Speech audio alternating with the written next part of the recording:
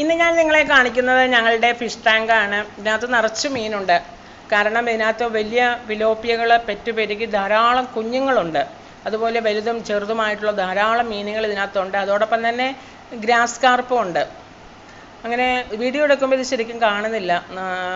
മീനുകളിങ്ങനെ നമ്മൾ തീറ്റയോട് ഇട്ട് കൊടുക്കുമ്പോൾ ധാരാളം മീനുകൾ വന്ന് അതിൻ്റെ കുഞ്ഞുങ്ങളെയും തള്ളയൊക്കെ ആയിട്ട് നിൽക്കുന്നത് നമുക്ക് നന്നായിട്ട് കാണാൻ പറ്റും. പക്ഷെ വീഡിയോയിൽ അത്രയും വരുന്നില്ല. അത് നേരിട്ട് ടാങ്കിൽ നോക്കുമ്പോഴേ അത് അറിയാൻ പറ്റത്തുള്ളൂ ഇതിനകത്ത് എന്തോരം മീനുകളുണ്ടെന്നുള്ളത്. പക്ഷേ ഇത് ഇപ്പം നമുക്ക് കറി വയ്ക്കാനായിട്ട് നമുക്ക് ആവശ്യത്തിന് പിടിച്ചെടുക്കാൻ പറ്റുന്നില്ല. കാരണം ഇത് അങ്ങനെ പിടിക്കാനുള്ള സജ്ജീകരണങ്ങൾ ഒരു ചെറിയൊരു കമ്പ വലയൊക്കെ ഞങ്ങൾ സെറ്റ് ചെയ്ത് വെച്ചിട്ടുണ്ടെങ്കിലും അതിനകത്ത് അങ്ങനെ അധികമൊന്നും കിട്ടുന്നില്ല. അത് തന്നെ അങ്ങനെ കിട്ടാറില്ല. നമ്മൾ വെച്ച് കഴിഞ്ഞ് മീനിന് നമ്മൾ വലിക്കാൻ നേരത്ത് അത് പൊക്കളയും. അങ്ങനെ ഞങ്ങൾ പിടിക്കാറില്ല.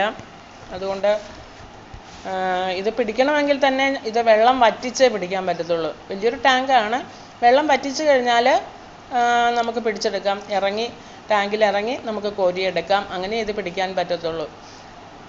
അപ്പം ഞങ്ങൾ പിടിക്കണമെന്നൊക്കെ ഓർത്തിരിക്കും. അപ്പോൾ ആർക്കെങ്കിലുമൊക്കെ കുഞ്ഞുങ്ങളെ ആവശ്യമുണ്ടെങ്കിൽ, മീൻ കുഞ്ഞുങ്ങളെ, ഫിലോപ്പിയയുടെ കുഞ്ഞുങ്ങളെയൊക്കെ ആവശ്യമുണ്ടെങ്കിൽ നിങ്ങൾ അറിയിക്കുക. നമ്പർ കൊടുത്തേക്കാം. അതുപോലെ തന്നെ പിടിക്കുന്ന സമയത്ത് വലിയ മീനുകളൊക്കെ ഉണ്ടാകും. മീൻ ആവശ്യമുള്ളവർ അറിയിക്കുക. അതുപോലെ ധാരാളം കുഞ്ഞുങ്ങളുണ്ട്. ചെറുതും വലുതും ഒക്കെ ആയിട്ടുള്ള മീനുകളുണ്ട്. അത് വറ്റിക്കുമ്പോഴേ നമ്മൾക്കത് കൊടുക്കാനും അതുപോലെ എടുക്കാനൊക്കെ പറ്റത്തുള്ളൂ. അപ്പോൾ അതുകൊണ്ട് ആരെങ്കിലുമൊക്കെ ആവശ്യക്കാരുണ്ടെങ്കിൽ വെള്ളം അങ്ങ് വറ്റിക്കാമെന്ന് വിചാരിക്കുക. വെള്ളം വറ്റിച്ച് ഇറങ്ങി പിടിച്ചെടുക്കാമെന്ന് വിചാരിക്കുന്നു. അപ്പോൾ കുഞ്ഞുങ്ങളെയൊക്കെ വളർത്താൻ ആവശ്യമുള്ളവർ, താല്പര്യമുള്ളവരൊക്കെ ബന്ധപ്പെടുക. അങ്ങനെ ഞങ്ങൾ തീറ്റയിട്ട് കൊടുക്കുമ്പോൾ ആണ് ഈ കാണുന്നത്. നമ്മളെ മീനിൻ്റെ തീറ്റയിട്ട് കൊടുക്കുന്നുണ്ട്. മീനിൻ്റെ അതിൻ്റെ പേരെന്താണ്?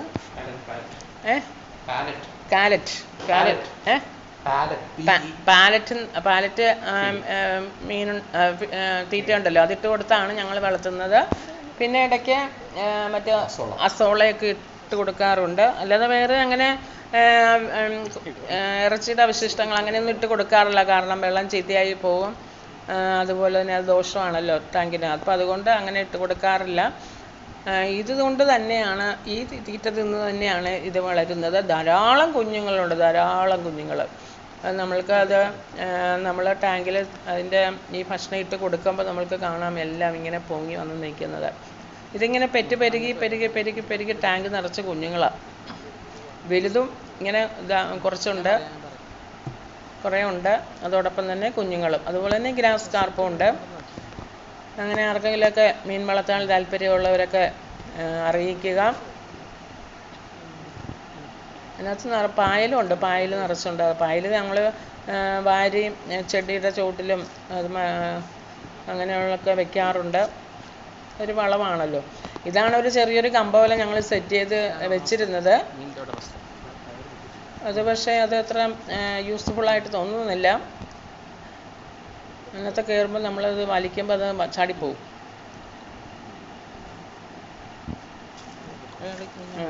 അങ്ങനെ മീനുകൾ ധാരാളമുണ്ട്, കുഞ്ഞുങ്ങൾ ധാരാളമുണ്ട്.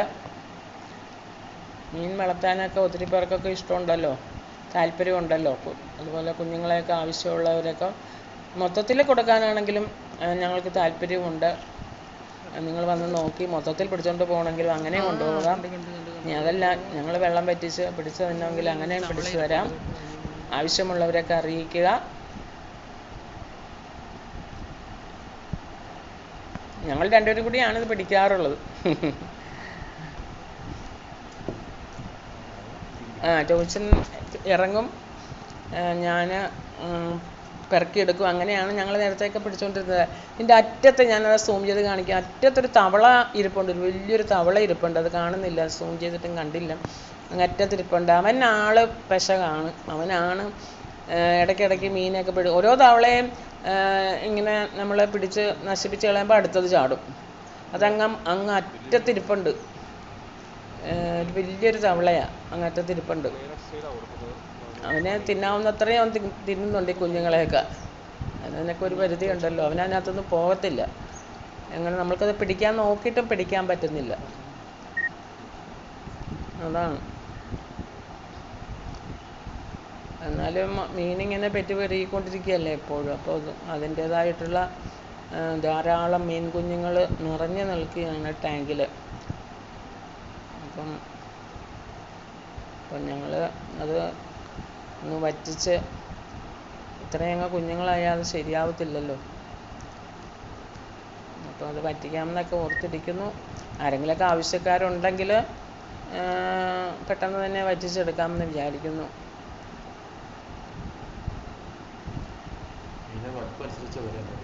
മീനിൻ്റെ വലിയ മീന് വലിയ വില. ഇപ്പം ഇത് വളർത്തുന്ന ഇതിൻ്റെ കാര്യമൊക്കെ നോക്കുന്ന ടോച്ചിന് അതിനെക്കുറിച്ച് വിശദീകരിക്കുന്നു. മീനിൻ്റെ വലുപ്പം അനുസരിച്ച വില. സാധാരണ അനാബസ് ഉണ്ട്, പിന്നെ തിലോപ്പിയുണ്ട്, കാര്യമുണ്ട്. കുഞ്ഞുങ്ങളുടെ എണ്ണം ബാഹുല്യം കൊണ്ട് കേൾക്കാമോന്നും അറിയത്തില്ല. പറഞ്ഞു. മീനിൻ്റെ വലുപ്പം അനുസരിച്ച വില. അപ്പോൾ അതനുസരിച്ച് നമ്മൾ വില ഒരു അങ്ങനെ വലിയ വിലയൊന്നും ഉണ്ടായില്ല. സാധാരണ നമ്മൾ ഫിഷ് സീഡ് വിൽക്കുന്ന സ്ഥലത്തുള്ള വിലയുടെ ഏകദേശം അത്രയും തന്നെ വില ഉണ്ടാവും. ഇത് നമ്മൾ പാരറ്റ് ഫീഡ് കൊടുത്ത് വളർത്തുന്നതുകൊണ്ട് നമുക്ക് എന്താണ് കുറച്ച് ഫണ്ട് റേസ് ചെയ്യണം. എനിക്ക് എൻ്റെ ഫണ്ട് കുറച്ച് ബ്ലോക്കായി കിടക്കുകയാണ്. അതുകൊണ്ട് എനിക്ക് ഫണ്ട് റേസ് ചെയ്യണം. അതുകൊണ്ടാണ് ഞാൻ ഇതിന് വിൽക്കാൻ ആലോചിക്കുന്നത്. അല്ലെങ്കിൽ എനിക്ക് വിൽക്കുന്നതിന് വലിയ താല്പര്യമൊന്നുമില്ല. പക്ഷെ എന്നാലും എപ്പോഴും തീറ്റ കൊടുക്കുന്നുണ്ട്. തീറ്റ മിനിമം കൊടുക്കുന്നുണ്ട്. അപ്പോൾ അത് വാങ്ങിച്ചാൽ കൊടുക്കുന്നത്. അപ്പോൾ അത് ഒന്ന് ചെയ്യണം. പിന്നെ അസോളയ്ക്ക് ഒരു 2 ബർത്ത് ഉണ്ടാക്കണം. കുറച്ച് പരിപാടികളുണ്ട്. പിന്നെ കുറച്ച് കൃഷി കുറച്ചുകൂടി വിലപ്പെടുത്തണം. കിസാൻ പുതിയ മീൻ ഇടണം. ഇപ്പം ഈ മീൻ ആരും വാങ്ങിക്കില്ല. ഞാൻ വരാൽ ഇടാനുള്ള പരിപാടിയാണ്. അടുത്തൊരു വാങ്ങിച്ചില്ലെങ്കിൽ ഇതിന്റെ കൂട്ടത്തിൽ വരാൽ കൂടി ഇടും. വരാൽ കഴിയുമ്പോൾ ഓട്ടോമാറ്റിക്കലി കുഞ്ഞുങ്ങളെ കുറയണം. അറിയത്തില്ല എങ്ങനെയാകുന്നു. തവള ഉള്ളതുകൊണ്ടാണ് പേടി. തവളേനെ ഞാനൊരു 4-5 തവളേനെ ഞാൻ കൊന്നു. ഈ നെറ്റൊക്കെ ഇട്ടിട്ടും തവള അകത്ത് കയറി എന്നുള്ളതാണ്. അതാണൊരു പ്രശ്നം. അപ്പം സാധാരണ മീൻ കർഷകർ അനുഭവിക്കുന്ന പ്രശ്നങ്ങൾ ഇത്രയും സെക്യൂർഡ് ആയിട്ടുള്ള ടാങ്കിൽ വരെ ഇത് കയറാൻ പറ്റുമെങ്കിൽ വലിയ പാടാണ്. നമ്മൾ ചില സമയത്ത് വലിയ കൊക്ക് വരെ അതിനകത്ത് മുളച്ച് കയറും. പിന്നെ അതിനെ പിടിച്ച് 1-2 പിടിച്ച് തട്ടി ഞങ്ങൾ അടിച്ച്